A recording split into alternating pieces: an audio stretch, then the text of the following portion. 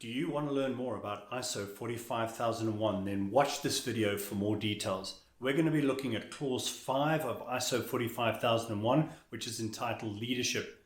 We're going to be looking at how leadership demonstrates commitment, how they formulate and approve an OHS policy, how they cascade roles and responsibilities throughout the organization, and we're going to be focusing on consultation and participation of the workforce.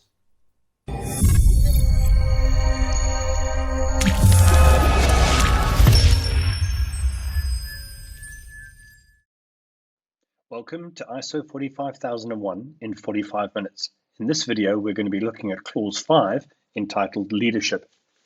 In Clause 5.1, we focus on how leadership is required to demonstrate commitment to the OHS management system. They're required to take accountability and responsibility for the OHS management system and its performance. They must set direction and objectives and review performance. They must ensure that occupational health and safety is integrated into the business processes and that the importance of health and safety is communicated. They must ensure that they provide resources, which is both human, capital, and infrastructure. They must support, direct, and protect workers. ISO 45001 is one of the first standards to ensure that top management has to implement a positive OHS culture and ensure a positive OHS climate within the organization. We've just added in the climate emphasis. Top management needs to ensure that there are health and safety committees functioning within the business, and they also have to ensure effective worker consultation and participation. Clause 5.2 focuses on the occupational health and safety policy. This is management's opportunity to define exactly what their commitments are to the health and safety management system. Top management commitments in the policy must include a commitment to provide a safe and healthy working environment, prevent work-related injury and ill health, fulfill legal and other requirements, eliminate hazards and reduce OHS risks, continually improve the OHS management system, and ensure effective worker consultation and participation. The policy must be relevant and appropriate to the organization. It must be documented, communicated, and available as documented information. Clause 5.3 focuses on organizational roles, responsibilities, and authorities.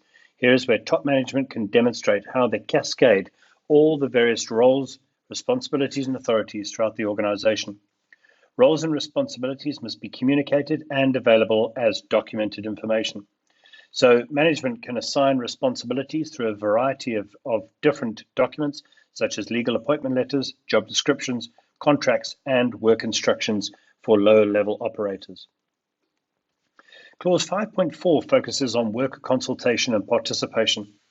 This is a greater emphasis in ISO 45001, and key to ensuring effective consultation and participation is the first part of Clause 5.4, where the company must provide time, training, and timely access to information. They must identify barriers and remove obstacles in terms of consultation and participation.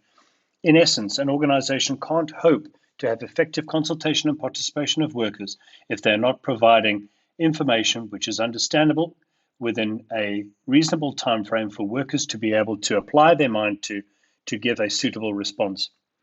Worker consultation is required around the occupational health and safety policy, needs of interested and affected parties, the assignment of roles and responsibilities in the organization, compliance, planning and objectives, external providers, OHS performance, the audit program, and improvements. Worker participation is required, especially around the process where it's defined how workers will participate and be consulted.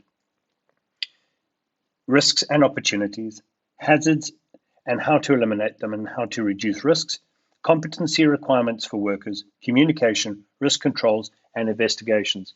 At this stage, I must stress the difference between consultation and participation. Consultation is you are basically asked your opinion before management makes a decision. Participation means that you are actively involved in the decision-making process. Here is an overview of what your process could look like for Clause 5. You could have a dedicated leadership process. Some of the inputs to that process would be the scope of your management system, i.e. the geographic boundaries, your discovery register, and your organogram. Your process should make provision for leadership commitment, how you're going to devise your policy, your roles, responsibilities, accountability and authority, worker consultation and participation.